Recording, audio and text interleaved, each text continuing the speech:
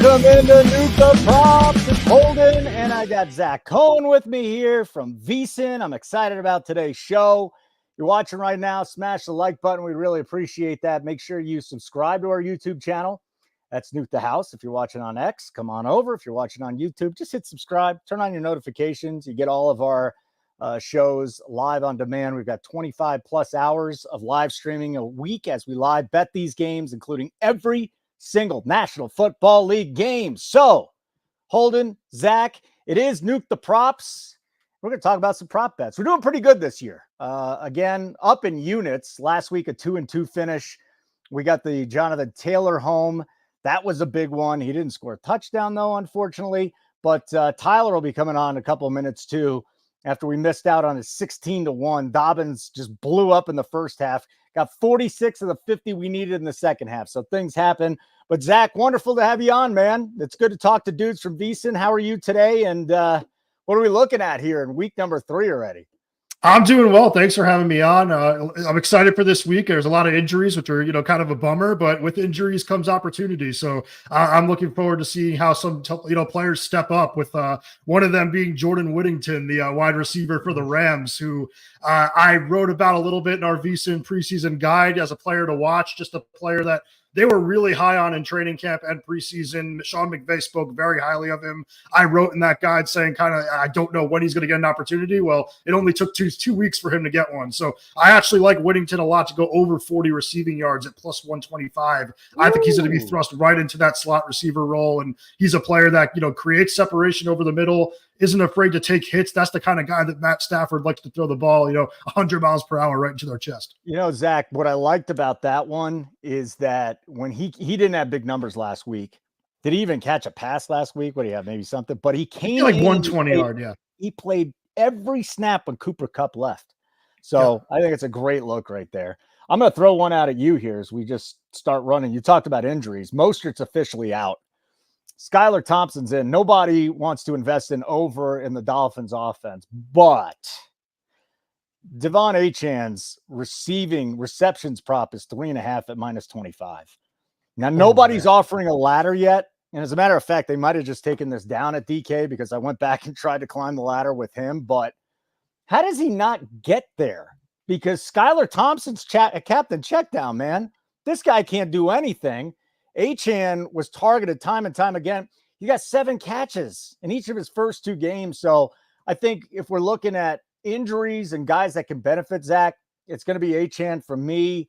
How does he not get there? Besides for I like that one too, honestly. Like, he was such a big part of the receiving game these last 2 weeks, and it's only going to be bigger now with Thompson at quarterback. He's going to need to dump off the ball to Achane and just kind of let him make plays with his legs after the catch. So I like that one a lot. And ladders will be interesting because I think 5 is probably a really realistic number. Yeah, and I'm seeing right now Caesars and BetMGM just threw up some props for him too over the last couple of minutes. So I'll be rolling in there. Let's keep going with this. And chat, anybody, you got bets? Drop them down in the chat. We could talk about those too.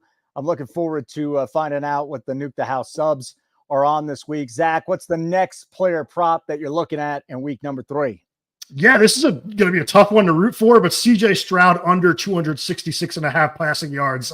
Hate rooting for unders, especially with a quarterback that I really like. But the Vikings have the highest pressure rate in the NFL this season, 4th in the league in dropback EPA per play allowed. Just a really good defense. Brian Flores is such a good defensive coordinator. You saw Brock Purdy after the last game saying, "Oh man, your scheme is ridiculous." And I do think this is going to be a game in which Stroud's going to struggle a little bit to get it going. And I know that, Joe Mixon is out for Houston. Maybe that leads people to believe that they're just going to chuck the ball around, but I'd be really surprised if that's the way they go with it, with this being a DeMarcus Ware team. It's still, a defensive minded head coach. They're going to want to run the football, probably, with Cam Akers a bunch. I don't see this being a big Stroud game in terms of passing yards. Yeah, that's the other thing. Yeah, with Mixon down and Pierce out, Cam Akers is due for a huge workload, isn't he? I mean, yeah. I don't want to trust him because I could see Akers getting 15 totes for 31 yards, but there's another injury situation, and none of the books are posting anything with their backfield right now with Mixon out. So, yeah, I like that a lot. Let's talk a little bit more. I want to talk to you about narratives, and then we'll get to more of our bets, because Narrative Street's a very interesting one when it comes to player props and really betting games too. Most of us, You'll look at the numbers, but I'll also throw a narrative play in here once in a while. And I haven't even looked at Terry McLaurin props, but when a head coach says we need to get a guy the ball more, and that guy is Terry McLaurin, you would think that we might at least want to look at a little Terry McLaurin here. So talk to me. How much do you take coach speak and work that into your player prop process? I usually try to ignore it, but the example that you just gave is always a good one. Like with a wide receiver one, when they are upset about their lack of touches, the coaches really do come out and try to get them those looks, just, to get them back to being happy and wanting to, contribute in other parts of the game. So I do think that McLaurin would be one that I'd be looking at to get back on track this week. But yeah, generally I'm trying to avoid the narratives. Yeah, I'm with you, Matt. Kingsbury does suck at his job, but we'll see if they can get going. We just want to get Daniels running the ball a whole bunch. That's what we like here at Nuke the House. I'm going to go with an under. I love betting unders in the NFL, by the way. And again, they've taken all these props down for Justin Herbert. But before, earlier this morning, I hit Herbert under 28.5 pass attempts at minus 15. Here's a guy. First of all, he's hobbled. Second of all, he's in a game where both teams absolutely love to run the football. They're two of the best defenses in the National Football League. And then I don't see this thing getting out of hand whatsoever. For me, it's tough to see Herbert throwing the ball 29, 30 times this week. You want to poke some holes in that one? No, I mean, I texted you about this. I think this is a solid play. I mean, Herbert is only going to throw the ball a bunch if they fall back, a touchdown or two. And it's going to be really hard for them to do it in this game with the way that the Steelers are playing right now. I have a little something in that game as well. I took Justin Fields to throw an interception at plus 115, which we have not really seen him making that mistake yet this year, but I do think that he's a player that we've seen make a lot of turnover-worthy passes throughout his career, and this Chargers defense has been awesome this season. Number one in the league in EPA per play allowed. Just a really good, secondary in terms of passes deflected. I would be really surprised if they don't kind of turn it up in terms of interceptions at some point soon. And this is going to be a good game for them to do it against Fields making his home debut. Probably will be a little nervous. And yeah, like I said, just a guy that always seems to throw a bad ball or two. And I think that the Chargers will pounce on one. Where do you find passes deflected? Because I just remember with my mind, CJ Stroud had like 4 passes deflected the other night. Where do you find passes deflected? I found this one on StatViews, which I never know if I can believe it or not. But I believe FTN has it, but I don't have a subscription right now. But they have everything, so that's definitely a good one to have. But yeah, I used StatViews for this one. I don't know if I could trust it. Yeah, I absolutely. I love plus money bets, and that's one I got to look at too. The last one for me, and this is something that our guy Iowa, if you're a Nuke the House subscriber, he's a really sharp dude. He's as sharp as just about anybody here at the shop. And he posted the use check over 10.5 receiving yards, and that thing quickly shot up, 6-7 yards, maybe 30 minutes after he posted it. But the other one that he didn't bet that I'm going to take as my own is Jawan Jennings, over 3.5 catches, still plus money, plus 115. And the reason for this, we can dig into the numbers. He does get targeted more when Samuel's out or when Kittle's out, but Debo's out. Kittle is nursing a bad hammy, and it's not like they're just going to run the ball to Jordan Mason 45 times in this game. He's going to have to pass it to somebody. So Ayuk's going to be the number one. I got to think that Jennings is going to be number 2 in the passing game. Thoughts on Jennings and his workload this week for San Francisco?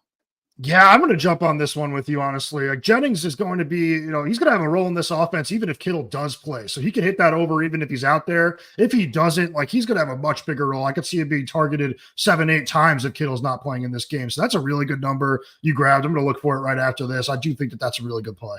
Yeah, and Kittle's basically going to be out. He's not practicing. The hamstring's bad. If he plays, it's going to be limited. So think about that for a second, though, the passing game. Because Mason really isn't a pass-catching back. So it's basically Ayuk, Jennings, whoever the hell else they want to throw out there, and maybe a little bit of use check. Is that really what we're looking at now? And Matt, I know you like over yards. I just like the catches. I think he gets 6-7 targets, can catch 4 balls. Yeah, I'd be surprised if he doesn't have a good game, especially because I have a feeling this is going to turn into like a semi-shootout with the Rams. I know that the Rams are missing some wide receivers, but that's never stopped them before from letting it air out with Stafford. I think they're going to put up a good amount of points in this game, and the 49ers are going to need to throw a lot. All right, give me one more best bet here, and then I'll let you run and have a good time with the rest of your day, Zach. Did a great job today, and I appreciate it. One more best bet. Player prop. I have Let's look Carson this up. Steele over 1.5 receptions at -130, laying a little bit of juice on that. Just think that what we saw last week with Saquon Barkley, had 4 catches, really should have had 5. I think the drop heard around the world. That should have been 5 receptions. Carson Steele's a guy that I think that everyone kind of looks at as a between the tackles like bruiser, but he was actually a pretty good pass catcher in college. Had about 60 receptions over 3 years. Had a really good year as a receiver at Ball State, his second year in college. I just would be surprised if they don't kind of utilize his skill set. I do think he's going to be their primary between the tackles guy, but I just don't see Matt Nagy just completely ignoring him as a pass catcher, especially, in the first game where he's probably not going to be on the scouting report in a big way. You can kind of catch the Falcons off guard a little bit. I think he's going to have a big game. Yeah, and even if Pirine gets a whole bunch of targets, you'd think he's still going to dump down to Steele a couple of times, right? Yep. When's Travis Kelce going to wake up? I mean, he fell off a cliff, man. It's just nothing. Nothing last week. Week 1, he was very quiet. I wonder if this is a sign of things to come, or he just saves things up for the playoffs again. Yeah, I feel like it is kind of the latter. I feel like they're going to kind of take it easy with him in the regular season. Then he's going to be back to, 10 catch games in the playoffs. But it's always a little bit alarming with a guy his age. So you just never know.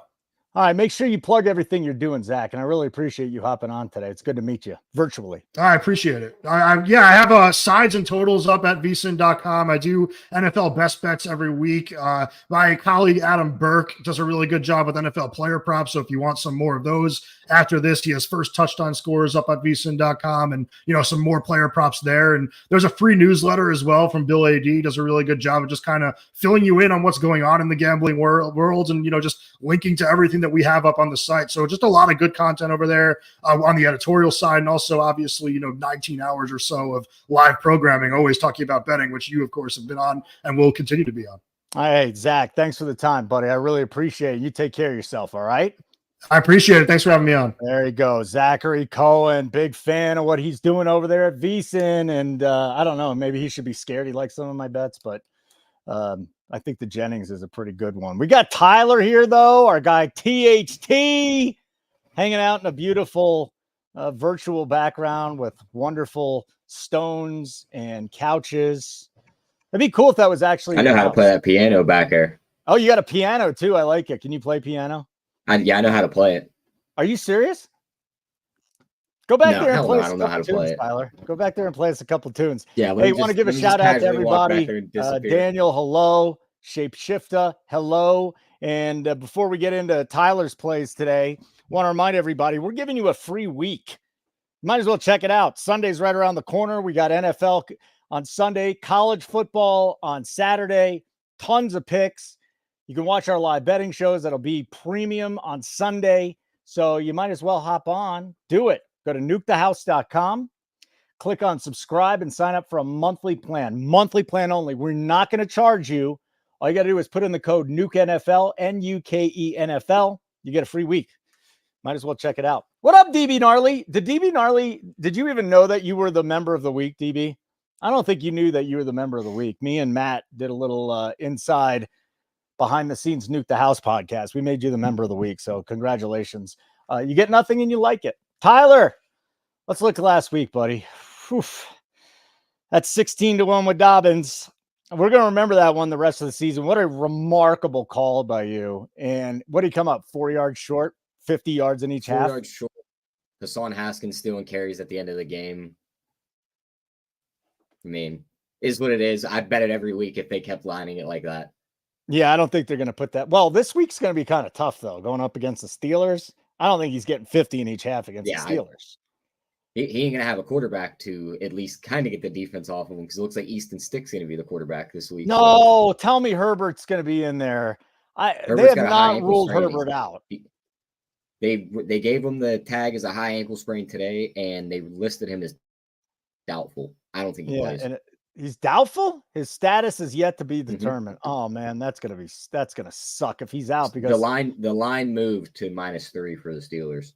Oh, that means he's probably not gonna play. Did the total shift too? The total probably went down a little. I don't know how much more it can go down than it already was. But it's at 34.5. Oh my God. He's not playing.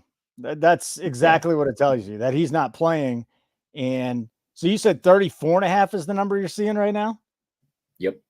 All right. I got a 35 at bet 365. So again, this line was 36.5. So it dropped a full, point and a half, 2 points at some shops as well. All right, buddy, let's go talk about this. I'm just going to throw out the bets I already gave Zach. Jawan Jennings over 3.5 catches, Achane over 3.5 receptions. I would love to climb the ladder on Achane since Mostert's out and Skylar Thompson should be checking down to him all day. And the other one was Herbert under 28.5 pass attempts. If he's not playing, that's obviously going to get refunded. So that's a little bit unfortunate there. But talk to me here. What's your favorite bet off the top? Let's get some of your player props, Tyler. Yeah, favorite. We'll start with an anytime touchdown. Got to target this Carolina defense. I mean, Carolina is flat out terrible. I think they personally might be the worst football team I've ever seen play football. They rank up there with some of those Browns teams. I was really young for that Lions team. That was dreadful. I have very vague memories of those ones. But this team's bad. We seen Foster Moreau carve this defense up, and Derek Carr was just throwing lollipop balls into the end zone, and he was just jumping up over the linebackers and grabbing them. Now they go up against the new, probably what's going to be the best tight end in the league in a few years, in Brock Bowers. His touchdown on FanDuel was listed at plus 320. You shop that around books, it was right around plus 200. So I took the plus 320. He's down to plus 280 on FanDuel, I believe. I would still bet it there. I think he finds the end zone this week. I think Vegas wins rather handedly, and he should be able to carve up this defense. He's getting around 6 targets a game. He's getting some red zone targets. I think he finds the end zone in this one. I'm a fan of the analysis that Shapeshifter gives us. Carolina is ass. Oh, it's not even close. State. Like there's bad teams in the NFL, like the New York Giants, like the Denver Broncos, but then the Panthers are in their own tier, man. If they go 2-15, I would think that'd be a successful season. Oh, I agree. Did that owner was he the fastest owner to become the worst owner in his own league? Yeah, it took him a year and a half. Yeah, it's been a year and a half, and Dan Snyder stepped down. So, yeah, it's a bad scene what's going on in Carolina right now. All right, give us the next play here, Tyler. Yeah, next one. Target that Detroit defense versus mobile quarterbacks. The zone defense they run, that just lets these quarterbacks run away from you. You've seen Lamar Jackson last year. It was in a blowout. He was able to get to 50 yards. They won the game about 35-3. So really no need to run. When they played Chicago last year, when they had Fields, he ran for 100 and he ran for 80. When they played Mahomes in week 1, he put up 50 yards rushing. Now they're going to play Kyler in this Arizona offense, where Kyler's rushed for 50 yards in the first 2 weeks, and his number's set at 30.5. He can scamper out of that backfield, get 15 yards on one run, and you're halfway there. If he busts one for more than that, you could be sitting pretty. I don't think James Conner's going to be all that effective versus the Detroit run defense either, with DJ Reader in the middle and these guys. They haven't given up much to the run all year. They were like this last year too, so I think they take that away from them. I think Detroit also wins the game, so they'll be playing from behind, leading to Kyler Murray trying to run a little bit more. I don't mind laddering this up to 50. I think you get 3-1 on the 50, and even a little bit on the 60 at about 550. Yeah, FanDuel posted a bad line on this. It's 34.5, 35 at 34.5 at most places. Sugar House 32.5, but they're down at 31.5. So they're a full 3 yards off. If you were going to tail Tyler on this, I'd go to FanDuel. I actually, when I saw this posted, I was talking to Keg, and I'm like, Keg, man, how does he not run? He goes, how many times a game has he rushed? I said 5 and 5 in the first 2 games. He's like, well, then that's that. But again, what you're selling here is one big run out of Kyler, and he's looked terrific. Yeah, that's all we need. He looked through 2 games. He's looked really good, and that's a guy I can't stand. Am I wrong for wanting to put an MVP ticket on him? Yes. I mean, here's my argument. He played for that terrible coach his first year. Yeah. I can't remember the guy's name. He was absolutely terrible. Kingsbury. Then he was in Kingsbury. No, it was a different guy before Kingsbury. Then Kingsbury came in. Kingsbury's offense was man. Then he blows his ACL out, so you can't really count last year as he was recovering. Okay. Now he's finally in a real offense, and he looks really damn good at it. So if he can stay healthy, he's definitely going to be up there in the end. He'll have the rushing yards. He'll have the touchdowns. At the number he's at, I don't hate putting a ticket on him. Nobody else is emerged except for Patrick Mahomes. Yeah, I think Mahomes, I think CJ Stroud is definitely going to be in the mix for this as well. But I don't hate it. I don't hate it. What's the number on him to be the MVP? Because again, I don't think it's going to happen. But if you're going to give me a massive number, like he should be at least a As dozen of to one, minimum right a now, dozen to one. he is 28 to 1 right now. Yeah. Okay. So I was way off. 28 to 1 actually almost makes me want to bet it. Yeah, I think that is worth a shot. Yeah, we'll You see. look at the NFC, the way it's playing out. San Fran's banged up. They could easily sneak in and win that division with the way they've looked over the first couple weeks. Yeah. The only other team in the NFC that's probably going to contend for a top seed is Detroit, unless Green Bay gets Love back soon. They could be in the mix in the end. So that 28 to 1, I do not hate that. So you got a Bowers TD, right? That'll be your first Yep. one. You got the Murray over rushing yards. What do you got next? Yep. We're going to go to Tampa Bay. Rashad White against this Denver defense. When we know Denver's got one really good corner. He's probably going to cover Mike Evans with Surtain. Their run defense is dreadful. I mean, Pittsburgh really wasn't able to get much going on the ground last week, but they didn't care. They just wanted the game to be over. They were kicking field goals. They had the lead. Now Rashad White's prop is set at 47.5, and there's a real threat of a pass game behind him. He's going to crush that number. I think he crushes that 47. I would ladder that up to about 80. We know he can get the volume, even with Bucky Irving there. I like his touchdown at plus 105 also. Big Rashad White guy this week. I think he crushes. I'm always trying to get guys' thoughts on my plays, trying to poke holes in them because there's usually a lot of holes. Let's go back to Achane for a second. Again, last time I saw his prop, it was 3.5 receptions minus 15. Now I think it's 25 minus 125. How does Achane not get to at least 4 catches? Talk to me here. Skylar Thompson's just worse than we think he is, and even the dump downs aren't there, or he goes the route of he gets told or goes the route of we need you to stretch the offense out, so we don't care that you're going to throw interceptions. Just get the ball vertical to these guys downfield. Like Nick Mullins for Minnesota last year. It's like, dude, if you go out there and throw 4 picks, we don't care. Just throw the ball downfield to our playmakers. I mean, that's going to be tough for him not to get that, though. Again, he's just in garbage time. Thompson's just checking down to him, throw him. Even the yards are not bad.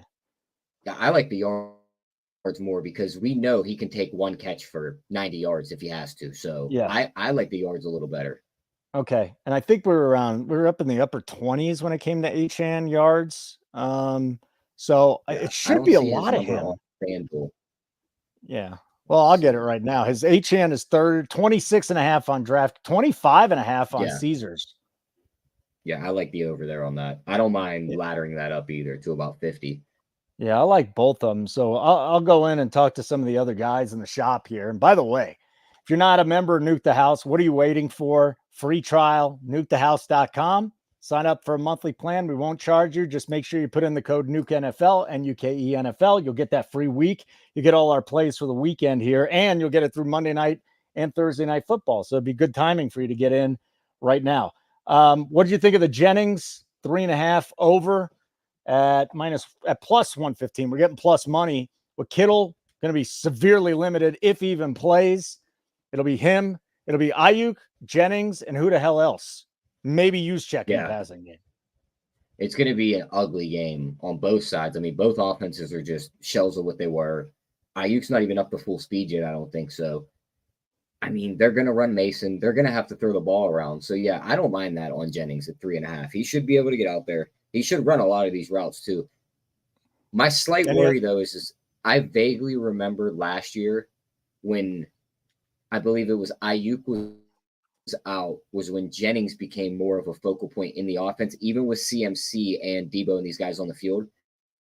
And that's because he's kind of more of Ayuk's backup than Debo's backup. So my worry is he doesn't get the routes we think he's going to get Sunday, and Ayuk just gets 12 targets. That would suck. He saw 54% of the snaps last week, and that's a game that Kittle was heavily involved in. So I think he can do it here. Listen, he's no Debo Samuel. There's no question about that. But and maybe I need to look at his yak too. He's averaging 9 yards after the catch. And over the last few years, that's right up there with the best, if not the best. He's just a terrific football player that just has better players in front of him, right? So I think Jennings week 1, 5 catches, last week, 2 catches, but Kittle had a nice game there. So I'll go with the Jennings. Any other bets here, Tyler, that you're looking at? Yeah, a couple more on Monday night. I think this is where we finally see Jamar Chase explode and have his big game. Give me his over on his prop. Give me his touchdown. Give me the 100 yards as an all. You can even go up to 110. Hell, I'd even go up to 120 in this matchup. T. Higgins is going to be back, so they can't just focus on him. He's going to crush this Washington defense. I mean, they have no corners. That defense is absolutely terrible. The only way they don't is if they get up very quickly, similar to how Buffalo did against Miami on Thursday night last week. And they're just running the ball from there, and the pass game's dead. Another one I like, Daniel Jones could not play against pressure. I mean, Brian Flores took a Minnesota defense week 1 and put pressure on him. He threw an interception, pick 6 to the defensive lineman. He still has more touchdown passes to the defense than the wide receivers since he's gotten his contract. And now he's going to play Cleveland's defense in Cleveland, where we know they are much better at home. I think the defense is all over him. They fluster him. And their defensive touchdown 7-1.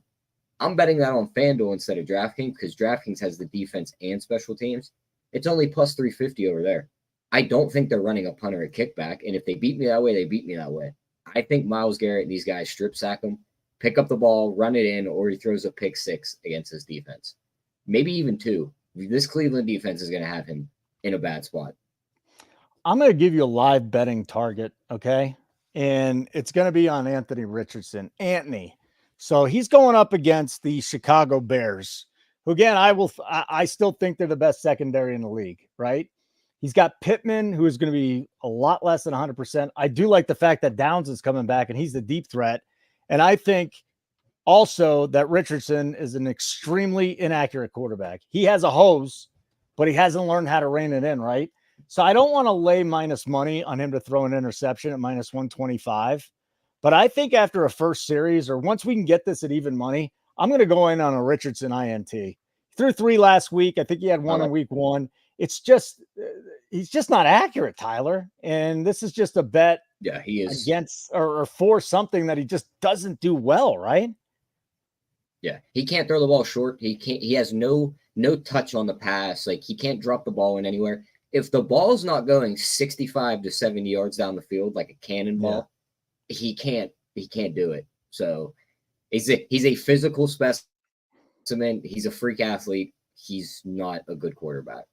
No, he's not. I'm with you 100%. He's just a big dude that loves to run and could throw the ball 70 yards. Hopefully he tries to throw it 70 yards a couple of times, because I would think one of them will get picked off. Yeah, that, and I don't mind sprinkling a little on a Donnie Mitchell's touchdown at 7-1, and he comes down with one of those. Adenoy? Yeah, Adenoy Mitchell. What, you got any 16-1s for us this week? 16-1s. I mean, what's the best one you got as far as a long shot? Like a 10-1? Probably that Browns touchdown at 7-1. I mean, we could build a little parlay with some of the wide receivers we like. Like, I like the Chase 100 and a touchdown. You could use that. You could say, let's see, if you wanted to target A-Chain, I don't have his props on FanDuel right now. You could ladder his receiving yards up, maybe put his touchdown in there. That would probably get you a 10-1. They just still haven't posted any of his stuff. Like I said, FanDuel hasn't posted anything. Just a few minutes ago, MGM, Caesars got theirs up. He's not listed at Sugar House, so they're just waiting to see where the rest of the market goes, and then they'll finally post theirs. I'm going to build this out now. See, Jamar Chase, 100+ yards. Let's add his touchdown. What are you getting the 100 at, by the way? On FanDuel, the 100 is plus 175. Okay. And what BW in 33 is happy to see you here, by the way. So say hi to him. Excited to see my guy back in the chat. What other wide receiver do we think crushes this week, Holden? Or do we want to target a running back? I mean, want to go Rachaad White against his Denver defense? I'm just all about Achane this week. I just think even though he's got a shitty quarterback there, I think he gets work in the passing game. But you want another guy. Again, I just got Herbert to the under attempts, and he doesn't look like he's going to play. Jennings over receptions, Achane over receptions, and that's really it. I mean, you could throw that Fields interception in there. I mean, that's plus money, right? Plus 15.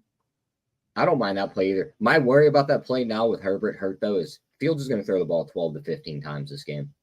They get the lead. They're just going to run it. They're not going to worry about throwing the ball. Man, that's going to be an ugly football game. We might actually want to hit the over rushing attempts in that game. If someone can find the prop for like first game to be finished in the 1 p.m. window, that game will be over by 2:30. Do you think where they offer? Somebody's got to have that somewhere. Someone's got that line somewhere. That's funny, man. So where are we as far as rushing attempts for Fields? Fields rushing attempts so far 14 and 8. I mean, I think the floor in this game is 8 rushing attempts.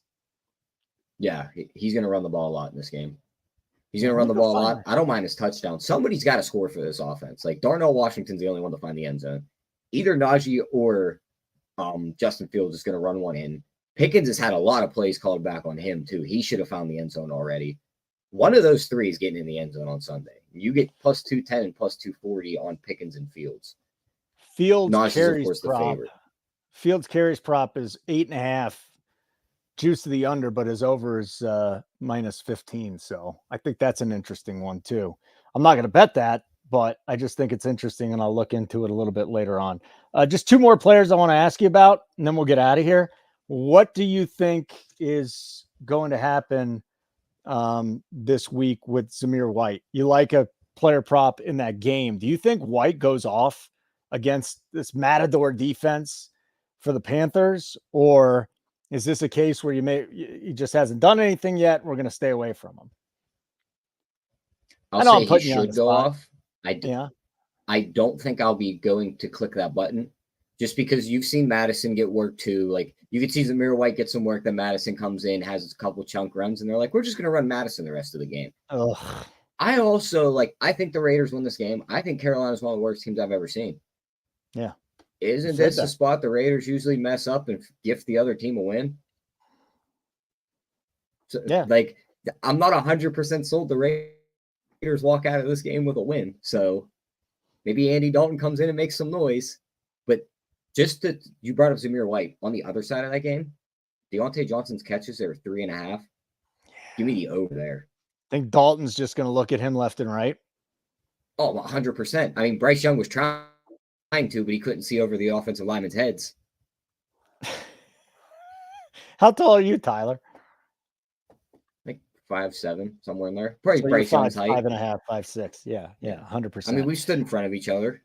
We have. You're shorter than me. So, best bet. Give me that one best bet. You threw 2 plays up on the board too on the daily pick sheet. I want everybody to know that's a Nuke the House subscriber, but give me your best bet this week. Yeah, we're going to give the people some plus money. We're going to go with Brock Bowers finding the end zone at right around. Let me get the actual number for the people right now because I was able to get the plus 320. It is, as of right now, he is plus 240. So Brock Bowers touchdown plus 240. Yes, that's still not a bad number. You're getting over 2-1, yeah. So I like that. And my best bet is one that I kind of fell into about 45 minutes ago when I saw the Mostert news. I'm like, geez, I think Achane is going to get 5 or 6 grabs. They have not offered alt receptions on him. I will throw a little bit, probably a half unit down on his receiving yards after talking with you, but I just think he's going to be very busy in that pass game, 100%, because Thompson's just a bad quarterback, man. Just a horrible quarterback. And his first instinct is going to be to dump the ball down. They'll try and run the football. It's not going to work. They'll try and run it. If you were Miami, would you maybe call Carolina for Bryce Young, or are you just fully out on that? No, I'm out on him. Yeah. I mean, Tua is probably going to play again this season too, which is dumb because his ears. I saw his brain melting out of his ears during the game the other night. It was bad. So I'll go with the Achane as my best. You got Bowers as your best. Let me give a little spiel here, and then we'll get out of here, Tyler. And again, thank you so much for joining me. Before you give your spiel, you wanted a long shot? Oh, that's what I said. I want like a 16-1. Give me the long shot. I got a 14-1, so a little $2 short, but it's close enough. Okay. We're going to go Jamar Chase, 100 receiving yards in his touchdown, and we'll go Rachaad White, 60 rushing yards in a touchdown. What am I getting at? 14-1? 14-1. I mean, how do you not just sprinkle a little something on that at 14-1? I absolutely love it. Okay. Like button on the way out would be great. Subscribe to our YouTube channel, Nuke the House. And you want that free week, nukethehouse.com. Sign up for a monthly plan. We won't charge you, and use the code NUKE NFL. Tyler, always good talking with you, man. Thank you so much for the time once again. Thanks to Zach Cohen from VSiN for hopping on too.